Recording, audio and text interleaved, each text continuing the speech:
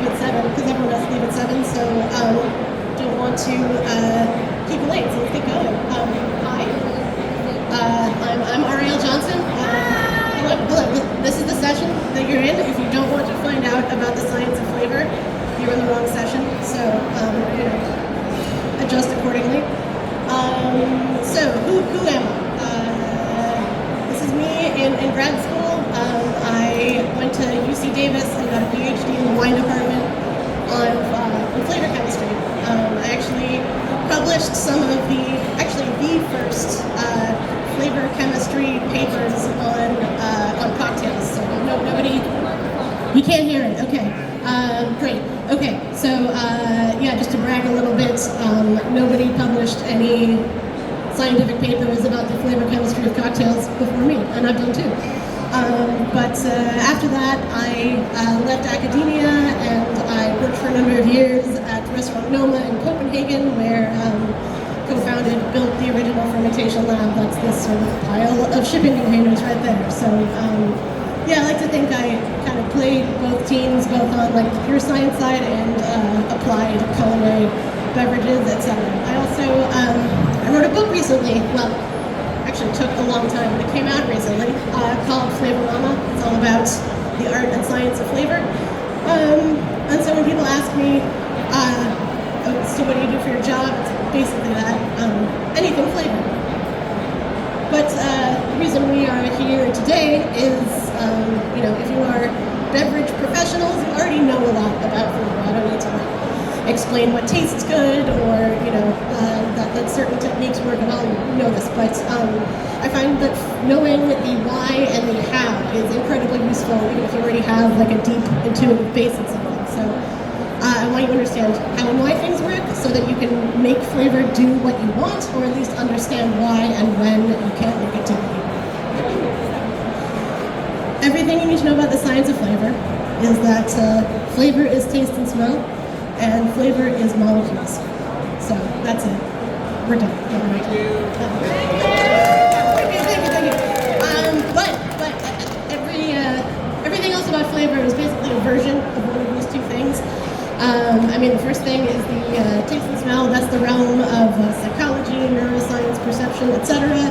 Molecules, that is the realm of chemistry. So we're dealing with both at the same time, and most questions fall into one of those categories. So the first thing I want you to know about flavor is that when you think flavor, you should think taste and smell. Obviously, everybody knows what the 5 tastes are. Probably everyone in this crowd, not everybody.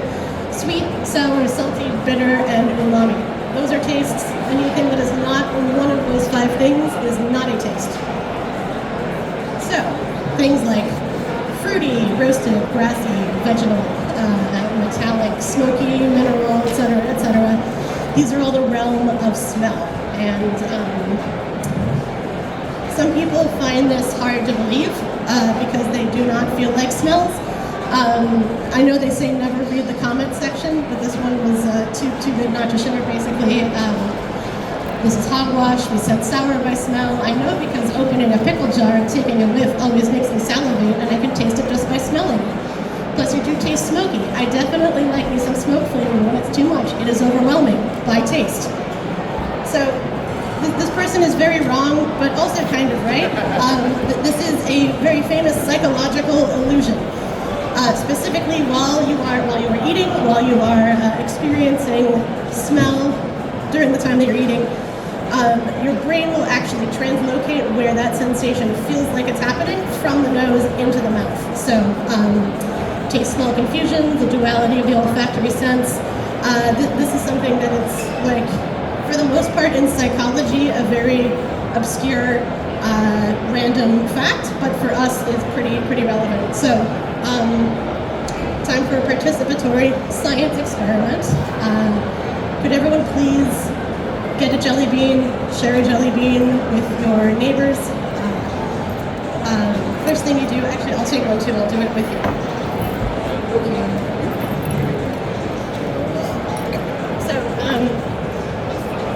So hold your nose, and then put the jelly bean in your mouth with your nose on and chew on it. Just like think about what you're tasting. I really just get like sweet and a little bit sour. But I'm swallowing it, but look at your nose. It feels like it's on the inside of your mouth, but what you are experiencing is smell. So we call that retronasal olfaction. There are two kinds of olfaction. Orthonasal olfaction is sniffing. Retronasal olfaction, you can think of it as the back door to flavor. That happens when you have food in your mouth. And your nose and your throat and your mouth are basically just one long tube. So air can flow in like that. You can also flow out up the back of your throat from your mouth into your nasal cavity. So yeah, I feel like a lot of people understand generally that smell is important to flavor, but the intimacy, the sort of breadth of what smells actually are, the degree to which what you think is a taste is actually a smell, is pretty underappreciated and pretty important. So now you understand it, now you appreciate it. Okay. So some of the things that follow from this. Oh, yeah, question. Hi. Yes. This is why when we are sick. Yes. Okay. So when I used to give a version of this talk before COVID, I'd say like, oh, well, so when you have a bad cold and food doesn't taste like anything, that's what you're experiencing, flavor minus smell. And so now that pretty much everyone has had COVID at least once and very dramatically lost their sense of smell, you know basically firsthand what flavor is like without smell. It's very flat, it is very basic, it's not very exciting. I mean, there's some research that like if people permanently lose their sense of smell, it can lead to like clinical depression and the lack of an interest in food. So it is important. So yeah, flavor minus smell. A good example is how, you know, in culinary school they teach you not to add lemon juice to a sauce until the very end, because if you add it too early on, it'll like cook the lemon flavor, it'll taste too cooked. It doesn't actually change the tastes or the acidity of the lemon juice, you're actually boiling off the smell molecules. So the kind of full, sour, bright flavor of lemon juice is a combination of acids, sour taste, and lemony, bright aromas. So yeah, cooked lemon juice, flavor minus smell, flavor minus taste. That's basically La Croix. I don't know if that's too much of an American reference, but think of basically like flavored seltzer water that tastes sort of like a, I don't know, almost a whisper of what a flavor is. You can kind of add as much aroma as you want to something, but without tastes as well, it's really not going to register to your brain as a flavorful food. It's because literally flavor is greater than the sum of its parts. I know this is like very neuroscience and I actually don't understand all of it, but when you're just smelling, okay, a couple areas of your brain are activated. And this is where you would sense taste if you were just sensing taste. When you sense them together, you activate like extra areas in your like higher mammal brain, as well as you know, some of these back here. So basically, your brain lights up a different way when you experience taste and smell together. That's flavor. Kind of almost sort of a drinks applicable experiment that's in the literature. Aromas feel more intense when they are paired with a taste. So this bar is just the smell of lemon aroma, citral, the smell of lemon peel, lemongrass. It's that intense. The same amount of that flavor molecule plus sugar is that much more intense. And then when you add sugar and citric acid here, it's yet more intense. So aromas will feel more intense in and of themselves when paired with a flavor, and taste. Feel flavor is not really a verb for sensing flavor, so I will use taste. They will taste ever more intense paired with more tastes. And you can also fine-tune tastes with aromas. This one in particular, this is like all the same solution of sugar. And this one they've added caramel aroma, and there's actually like a pretty big change, not just in like how much it tastes like anything, but specifically how sweet it appears. So through the addition of aroma, you can literally increase, or statistically significantly increase the perception of different tastes. You can make things taste sweeter, taste more savory, taste more sour.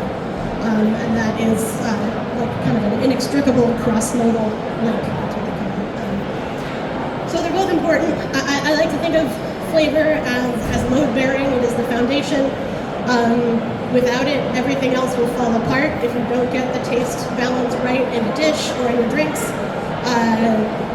Throwing stuff at the aroma is not going to make it, it's not going to fix those problems. But smell is expressionistic. It's like the stained glass windows in a cathedral. It's what makes a collection of tastes, not just a rocky cave, but a beautiful space to be in and experience things. So, but you need both together. You can't have one without the other. Okay, so something that a lot of people, ask me, tell me when they hear that I work on the science of flavors. They're like, oh, but flavor is so subjective. Preferences are very subjective, but I think a takeaway I would like you to take is that flavor is not so much totally subjective as it is contextual. So it depends on the context that you're experiencing it in. So, can I see a show of hands who here has tried root beer? And who likes it? And who does not like it? Who hates it and thinks it's gross? Great. Okay, are any of you Europeans who think it's gross? At least a few. Okay, so yeah, this is something I found out. Actually, my in-laws are all English, so meeting some of them that come and visit. And we'd have root beer, because root beer is delicious and we're Americans. And to us, that tastes, wintergreen is the main flavor of that, like a delicious soda, at least in many parts of the UK, I think Denmark, other places. Wintergreen is a very common scent additive to bathroom cleaners. So if you have never experienced this kind of herbal, medicinal, it's a very unique thing. It's not really like other flavors. If you've only experienced that in the context of putting your face near a toilet, then yes, you are going to associate it with something disgusting, even though you're experiencing exactly the same flavor as the person who has only ever had it in root beer. Here's another example, probably the most famous example, cilantro. Some people love it. I would agree, it is sweet and aldehydic and green. Some people really, really hate it. Who here loves cilantro? And who hates cilantro? Covered. Okay, so I feel like this is actually like a pretty common sort of like human interest piece news headline. Oh, food preferences are hardwired. There is a cilantro gene. There's nothing you can do about it. It's not completely true.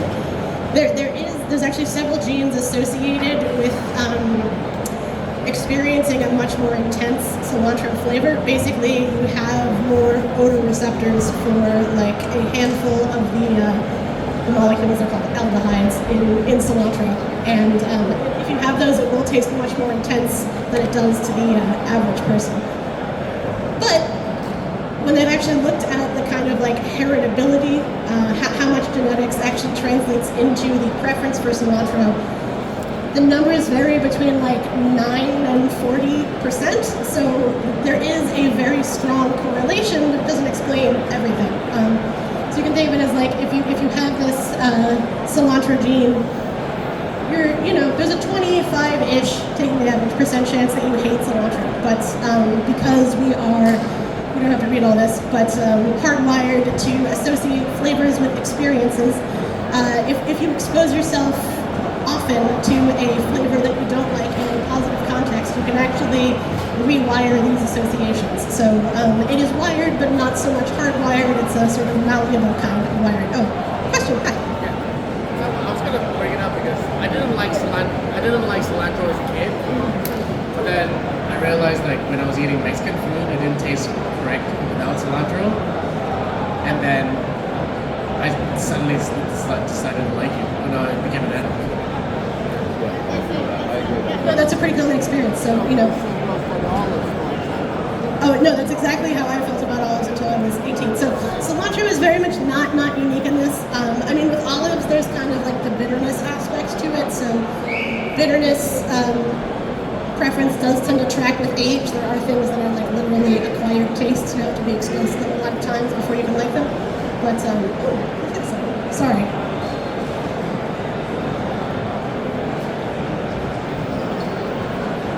Well, we're gonna do the next science experiment anyway. You can't see that, but there's some paper strips in the glasses. If you can each take one. You know, we all love being offered a mystery paper strip by a stranger. I know.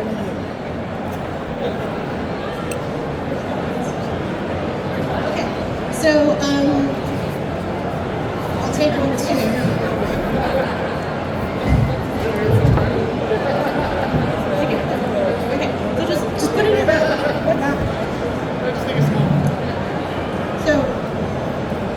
Who tastes nothing and is like, why you're making me taste this? Raise your hands. Okay. And who tastes it and it tastes like mildly bitter? And who is like really pissed at me because it's really, really bitter? Okay. So we actually, this is kind of cool because we got roughly a bell curve of responses with a handful of people that can't taste it. A handful of people who are, making faces like that, sorry. And most people in the middle who find it like bitter but not upsetting. So this is an example of a genetically based flavor experience. This graph basically measures how sensitive people are to this particular compound that they're tasting called prop. Actually, I think this one's a slightly different one called PTC, but a very bitter molecule.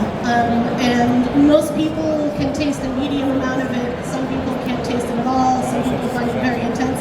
This is directly related to how many taste buds you produce. So if you have more taste buds on your tongue, basically your brain gets sent more signal.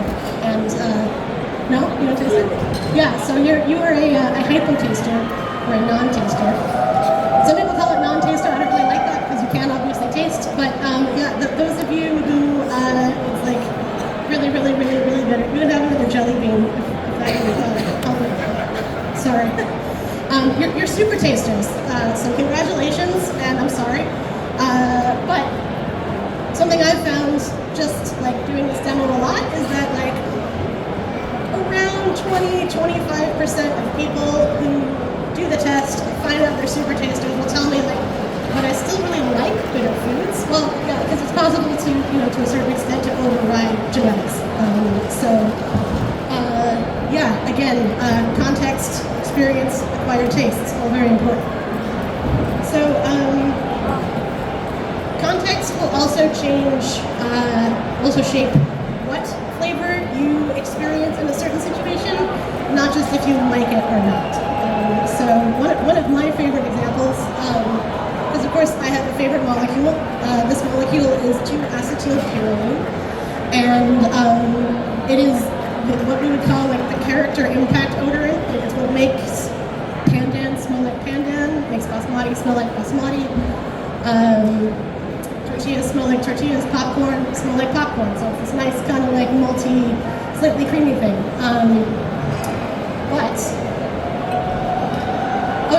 If you have it in wine, it smells like a mouse. So it's not just that like you are smelling basmati or tortilla or pandan and it doesn't match with wine. It's that having this particular molecule against a flavor background of wine does not come across as basmati, it comes across as mouse. So the kind of sensory context that you're tasting something will change what a molecule tastes like. This is also something just anecdotally. I was doing some research on funk and rum a few years back, and funky rums, rums with pogo. Generally, it comes from a lot of like they call it ester compounds. So like a really estery rum is a really funky rum. So we went out and like bought a bunch of these esters that are like super common, easy to buy, and we made like a blend. We're like, cool, we'll add it to vodka to make like instant funk. And in vodka against a very neutral background, these esters just smell fruity. I mean, they actually make like some of the fruit aromas in wine and in fruits. And sort of on their own, just come across as like bubblegummy, kind of like a tutti frutti thing. But specifically against the sensory background of a rum, they very distinctly come across not as kind of like waxy jelly beans, but as funk, very specifically. So There's not a lot of sort of deterministic stuff I can tell you of like, well, if you do it this way, it'll always be that. But you know, if you've kind of experienced these things and wondered at all, why is that happening? What can I do about it? Context. Okay, so I'm gonna look at this guy again. So in this graph, people were tasting just like sugar water essentially, and in this one they were tasting acid in water, so it's sour. So aroma will, you know, synergize with taste. It will like generally increase it. It will have it be a more like overall strong experience. But especially when it is like congruent, when we've experienced that smell with that taste before. So if you mix caramel with sugar, caramel smells very sweet. It does not taste sweet, but when we smell it, we think sweetness because we have really, anytime experienced it before, we've experienced it with a sweet taste. So I mean, it's interesting because like, for me, even though I like know the science, it's like, well, yeah, of course caramel smells sweet. It is sweet. But it's not sweet, and the kind of like intensity of that feeling, it feels like that should mean that it's like innate, hardwired. It's not. We are very, very much primed to learn and make associations. So once you make an association between a taste and a smell, they will enhance each other basically forever. So in this case, cedar and angelica root actually decrease the amount of sweetness that people were perceiving. On the flip side, mixing caramel with sour flavors, sour tastes, not only doesn't enhance it, it actually like reduce the level of sour that people are tasting. And obviously in the case of lemon juice, lemon aromas increase the perception of sourness. So, you know, this looks like very academic, but I find it plays a huge role in beverages in practice where like, if you know you've gotten like the acidity, the sweetness, everything else well balanced, but it doesn't quite taste right.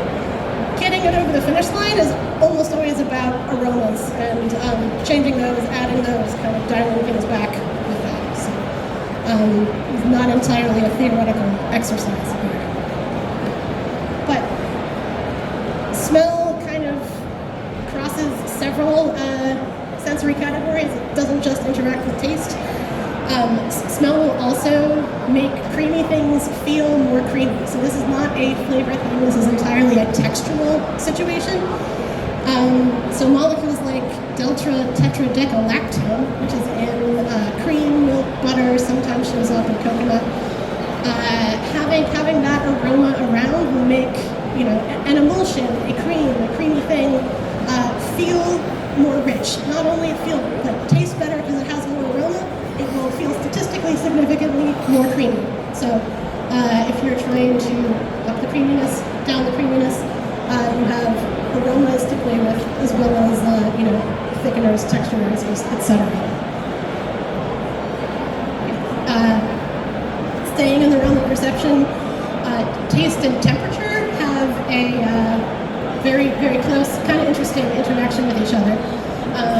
So we've got salt, an acid, quinine, which is bitter, and sugar. And tasting them at different temperatures and looking at the intensity, all of them are suppressed at like, this is 10 degrees Celsius, so like cool temperatures. They are very strong at warmer temperatures, 30 Celsius, like a little below body temperature. And interestingly, when you heat them up again, they don't continue to get more intense. They actually, their intensity goes back down and get dampened. So there is this kind of like body temperature-ish sweet spot at which all tastes will taste more intense. Smell does not behave like that. Because smell molecules are volatile. They will like kind of shoot up out of the glass into the air in a kind of gaseous phase. So the more heat you add to those, the more volatile they become, and will kind of like assault you in the face at a really high temperature. So if you're trying to find a sweet spot, you know, with taste you can either go cold or hot if it's feeling too intense, but temperature is only going to increase smell. Interestingly, increasing temperature also kind of linearly increases spiciness in the same way, and that's not actually to do with volatility or with taste at all. because we sense spiciness with a pain receptor, so it's touch. That pain receptor is also activated by temperatures above 109 Fahrenheit. So I think that's like low 40 Celsius. So if you're throwing spicy molecules and hot temperatures at this receptor, it'll go kind of haywire. So that's why like hot and spicy food tastes way more spicy than cold and spicy food. It's sending more signals from this way. Okay. So drastically switching gears to chemistry. There's a lot of people that talk a lot about chemistry in beverages, and there is a lot to know, but I would say, practically speaking, 90% of what a flavor molecule does in a drink has to do with its chemical relationship to water. Example. If you've ever put a stick of butter in the fridge and forgotten about it, what do you get? Fridge-scented butter. Okay, so we're talking about relationships to water. The chemical term for that is polarity. We have polar molecules, non-polar molecules, hydrophilic and hydrophobic. Basically, to get really technical, polarity has to do with the arrangement of the electron cloud around that bond. In between oxygen and hydrogen, it's not very even. It's all around oxygen because it's like a blanket hog. Whereas between two carbons like that, it's very even. So, anyways, molecules that have chemical structures like water are going to be polar. They're going to dissolve well in water. Molecules that have is that because I touched it? Sorry. Molecules that have more of a carbon background, so we're talking oils, and pretty much all aroma molecules are going to be non-polar. They're going to mix only very weakly with water, and they're going to prefer the company of fats and milk. So, practically speaking, small molecules are non-polar and volatile. Taste molecules are polar and non-volatile, so it's a lot of nons and not nons, but in the realm of water, we're talking teas, broths, coffee. You're going to get very strong taste extractions and relatively weak smell extractions. Obviously, some of the smell is making it over. That's why coffee and tea have flavors, but they're going to be less intense than making the same extraction with a fat. So oils, butters, fat washes, you're going to get a very strong extraction of volatiles and a comparatively weak to non-extraction of most taste compounds. Bitter compounds would be kind of the gray area, but things like salts, sugars, acids, not really going to play with fats. So this is not just about extraction, though. One famous example: if you add a few drops of spring water to your glass of scotch, you will be able to kind of suss out the aroma notes better. That's actually because since aroma molecules are both non-polar and volatile, the more water you add to their whole situation, their neighborhood, the less comfortable they'll be. And since they can, so the ultimate non-polar molecule would be like an oil or a fat. So if you add water to that, you'll just get what we call phase separation. You get a layer of oil above a layer of water. They'll separate from each other. Oil molecules are pretty big. Small molecules are pretty small, so they're actually able to kind of not only rise to the top of the water, but kick up off the surface and become volatile. So they become volatile, more smellable to get away from the water. It worked so well when I was testing it. I'm sorry, you guys. Okay. So these aroma molecules, they're chilling out in the alcohol. They're happy. They're solubilized. The more water you add, the more they will sort of plume up into the air. And very similar phenomena, chemically speaking, in petrichor. That's the smell of rain on rocks, and wet dog. So it can be nice. It can be not nice. A vehicle like whiskey is kind of nice for this because alcohol will hold more flavor molecules and then kind of like keep them there. So then when you either like add water to the glass or even like put it in your mouth, where then it mixes with your saliva and gets diluted. Gross, I know, but that's what happens. Those kind of banked flavor molecules will like release in a big burst. So alcohol, non-polar solvents are kind of like putting money in the bank. That's right. Okay, but polarity, attraction to water is a relative scale. There are lots of molecules that have polar parts and non-polar parts. So this guy is acetic acid. That's the acid in vinegar. Anywhere you see a carbon, that's going to be non-polar, and anywhere you see there's a little hydroxide group, that is polar. So acetic acid mix of polar and non-polar. Alcohol, kind of even more linear mix of non-polar and polar, and then even sugars, because they have kind of like carbon backbone. They dissolve like crazy well in water. I think like water can dissolve more than its weight in sugar. It's that soluble. But the kind of inside ring of sugars make them play like very well with small molecules as well.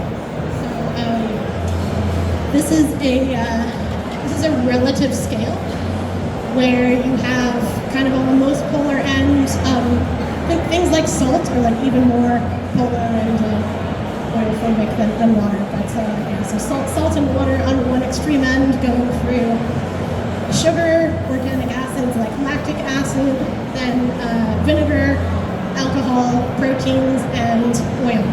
And so I think this particular area, as beverage and culinary professionals, is interesting to us because they are materials that have non-polar qualities. So they're good at grabbing onto small molecules, but they also mix okay with water. So places where this is relevant, making syrups, making shrubs, things like orgeats and liqueurs, adding a little bit of an alcohol to a water extraction, like greatly bulk it up, adding alcohol and sugar will make it even more effective at dissolving things. So if you are getting not enough aroma in something and want to increase it, you can look to these semi-polar compounds. So there is also a range of,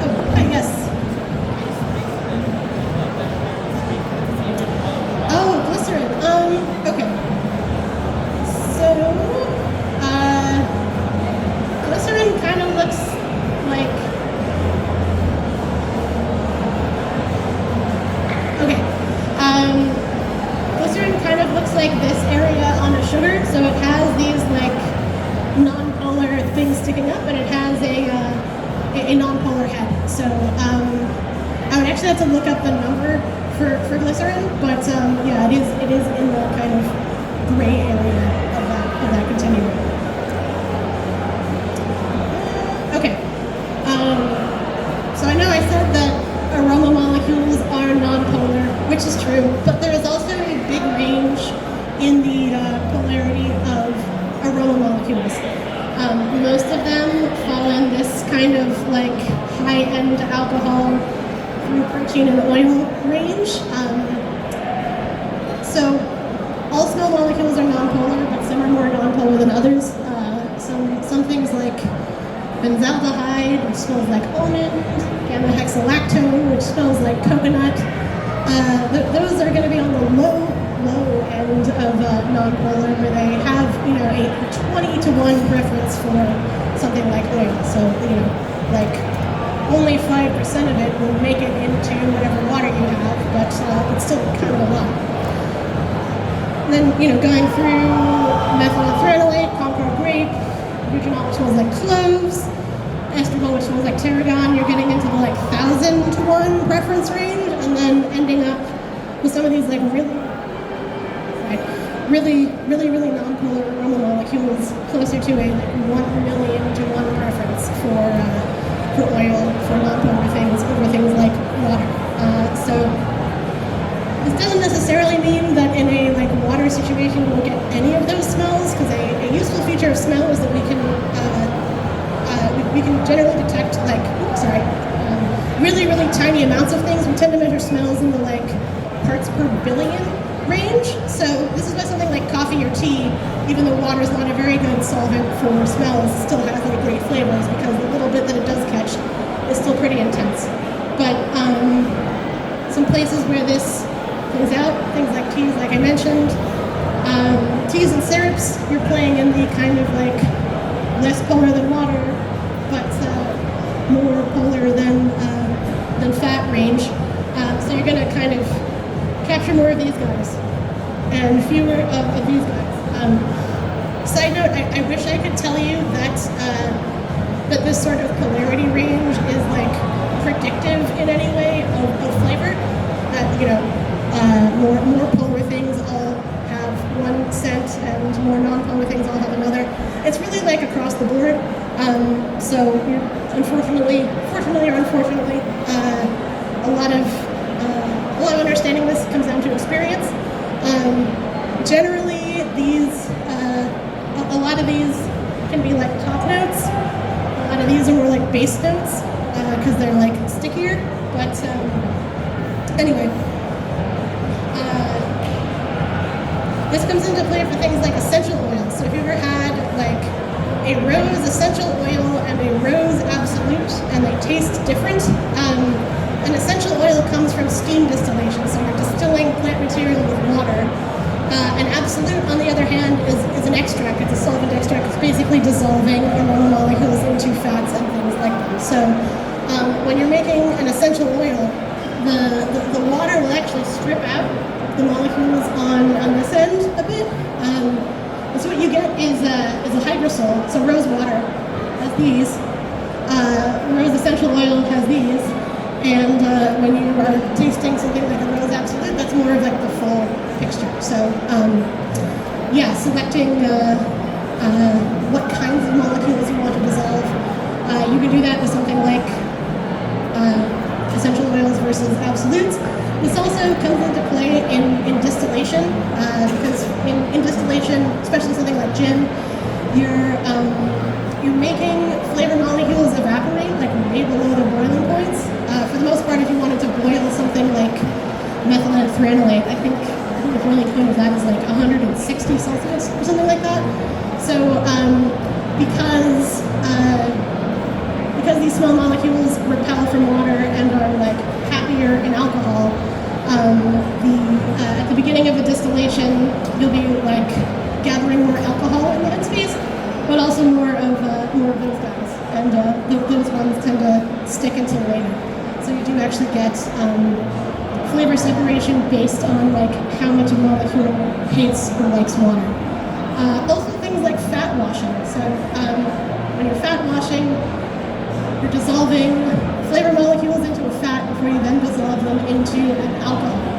So that acts as almost like a chemical filter for flavors. You're going to be capturing way more of these, a little bit less of that, and skipping most of the like bitter astringent compounds. So it's not just that like it tastes smoother because it's fatty, but you're actually doing a fundamentally different chemical extraction of these things.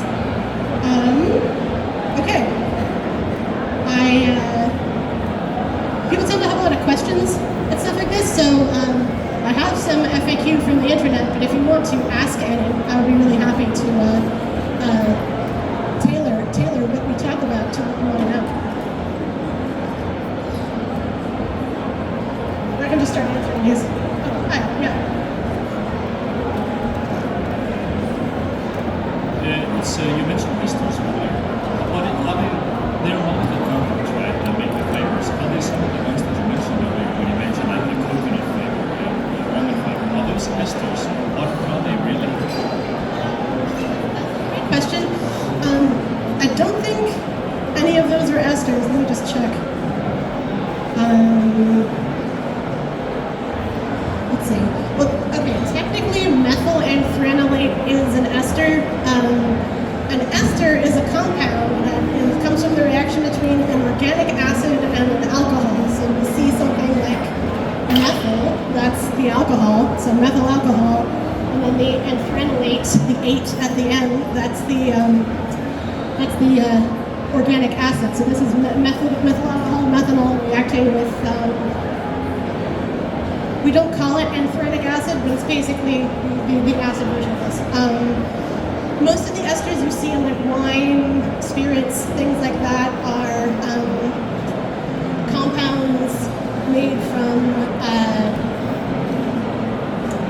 ethanol. So like the alcohol is like a find in a fermented beverage. So largely ethanol, but also small amounts of like isobutanol and what we call higher alcohol. I guess we call that fusic oil.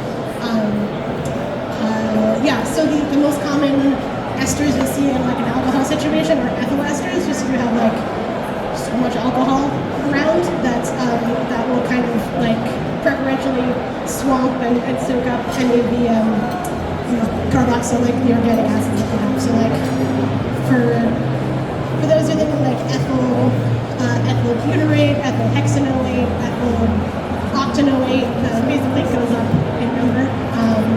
And then the kind of corresponding thing would be like butyric acid, hexanoic acid, etc. So those are often like junk from like yeast multiplication and yeast cell walls.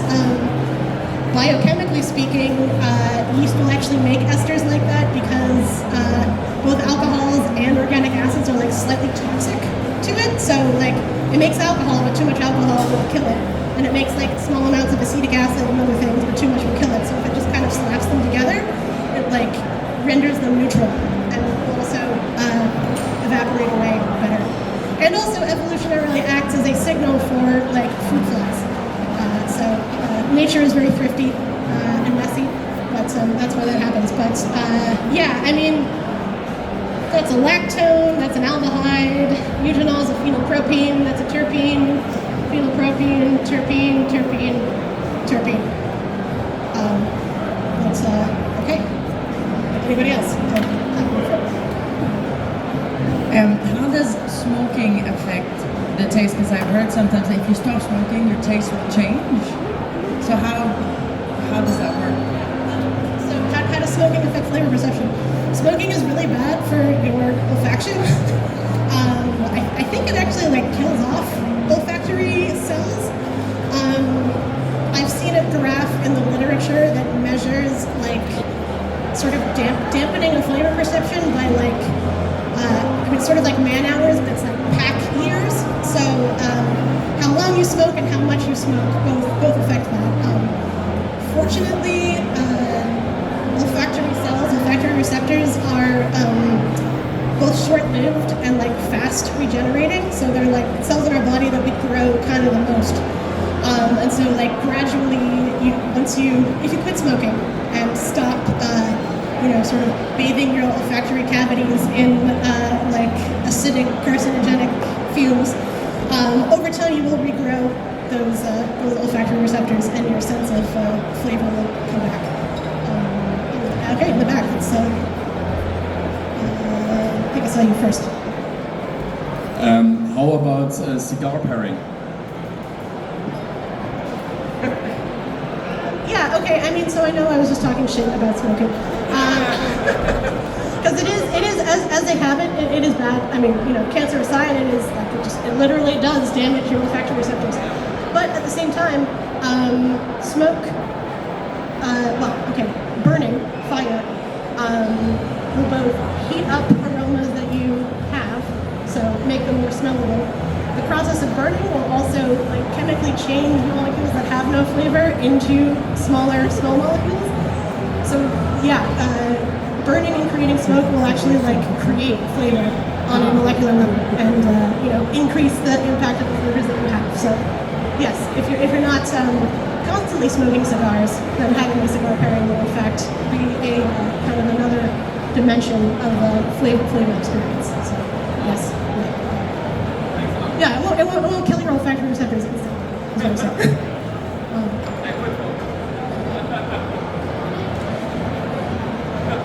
Okay, so as a person coming from an area that brews a lot of beer, and there are people around that distill that beer into a distillate, is there any way to look in the aromatics of beer in distillates? Because hops tends to be very aromatic within like ales, also the producer of yeast in the beer, just to produce some very aromatic compounds, but they disappear even in a locked up vessel within like a month. Is there any way to stabilize that, to make that work? So some of the like change in flavor when you're going from a beer to a whiskey, because whiskey basically is just distilled beer, usually without hops. So I've got like some of my foot and try not to get it on you. A lot of the flavor change has to do with like,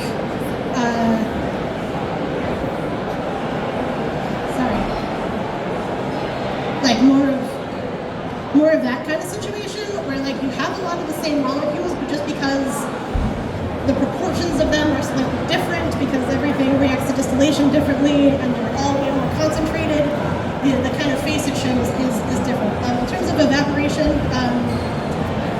or like loss of these things, let's see, I don't think I included it. I almost included humulene, which is like right around there. That's one of the like essential aroma molecules in hops. Very, very, very non-polar. It's like 1,000,000 to 1 preference for oil. So I guess like distilled to a higher ABV would be my first way of dealing with it. But sorry, it is going to change. Okay. Can you please go back to the temperature graphic with the flavors?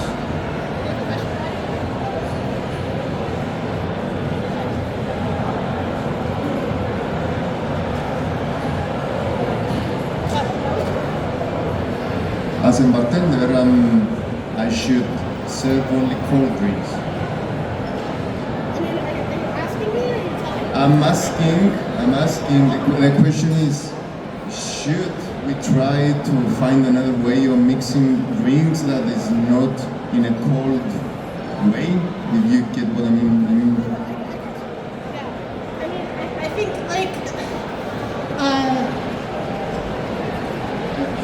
like many answers in science, the answer to this is it depends.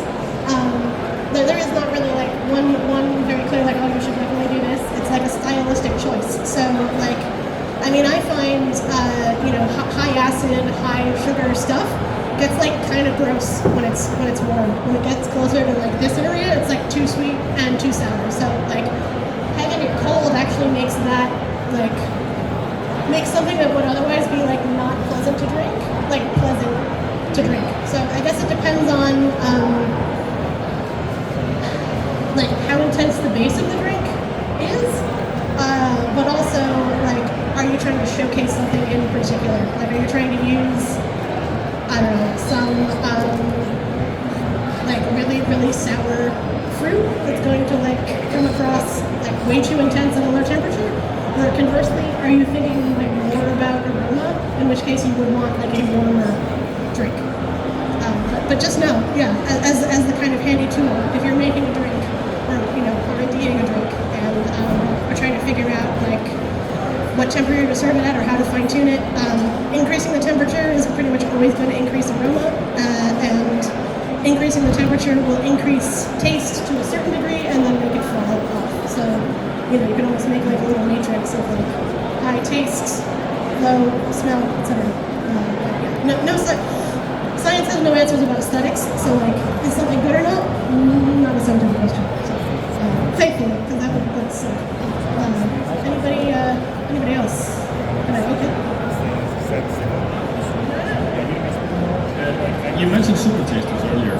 So when some people are tasting like a good whiskey or a good rum or wine, there's like, oh, I get senses of pine nuts and cherries and asphalt. I'm not getting any of that. I might be getting the cherry, maybe. What's the explanation for those differences? Is it just because the taste is more contextually speaking, or is there something else going on? That is a great question.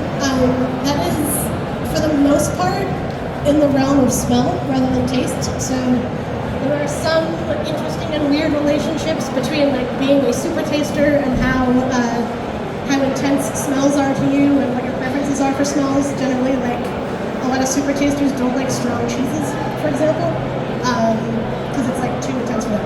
But in terms of like being at a tasting and like the vocabulary you come up with, two things. One, super tasters is a feature of genetics, so like how many receptors you actually produce.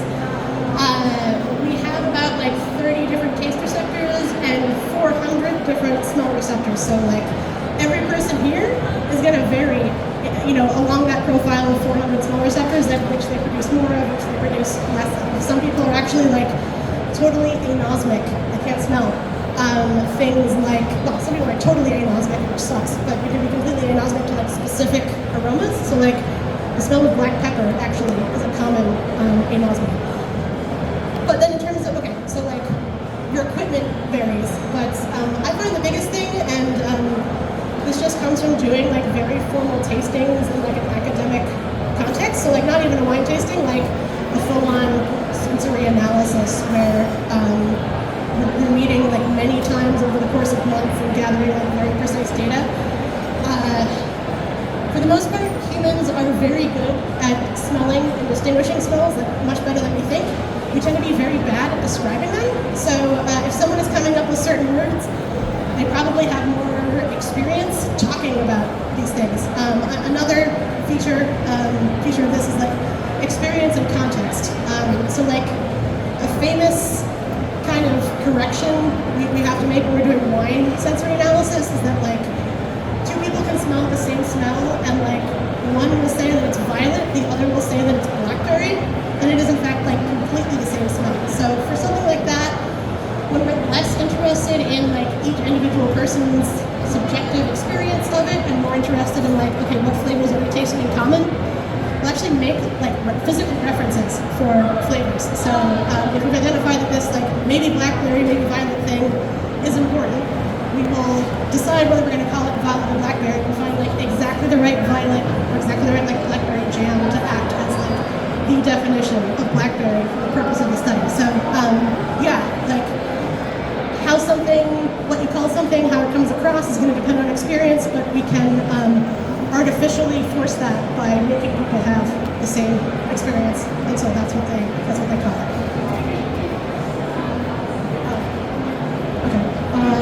Okay. Let's see. Someone who hasn't asked a question yet. Thanks for. A bit on the same subject. Can you train your taste buds to become a better taster or better smeller? Yeah, I would say like 95% of good, having a good palate is paying attention plus experience. So,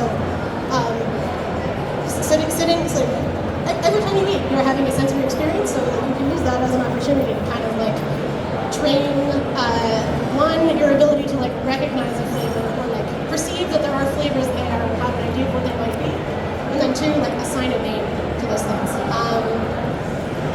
I mean, with things like taste, you're never going to make a hyper taster into a super taster or vice versa. We do have an evolutionary mechanism that makes bitter things more palatable the more we eat them. The kind of response to bitter that we're born with is aversive. Like all babies find bitter things like really bad, really gross. Most little kids too, but and that's because we have a taste sense of bitterness to detect toxins before we eat things. But if you think back in our evolutionary history to like early humans kind of foraging and eating things, sometimes plants have like bitter stuff in them, but it's not so bad for you that you don't get a benefit from like having something to eat in the first place. So like a lot of vegetables are kind of bitter, and it's good to eat vegetables. Kind of a second feature is that some bitter compounds are like medicinal also. So like bitterness can be a signal that it's like anti-inflammatory or antifungal or other things like that. So if you taste a bitter taste with a like specific flavor around it, so like the flavor of Campari or the flavor of coffee, things like sugar, but also like those aromas, your initial kind of like alarm bell that goes off generally with bitterness will get like turned down because your body will be like, okay, we have sensed this before. It was fine. It's not dangerous. So like we can cool it and heat it. So that's how like acquired tastes for coffee and olives work. I think we're getting kicked out at 7, so we have 4 minutes. Any other burning questions? Okay. When you ferment things, what's the reason behind it tasting good? It's a great question. I did not get into fermentation on this, unfortunately, but it is a big passion of mine. So when you are fermenting, you're basically introducing bacteria and fungi, microorganisms, to an ingredient and letting them kind of like make it their home. And so they're going to be like eating usually sugars for energy. But then, each cell is like a tiny body. It has like all the metabolic processes of life in it. So the biggest thing that you see is changing sugars into something like an acid, which is changing the flavor on a molecular level. But many of the kind of like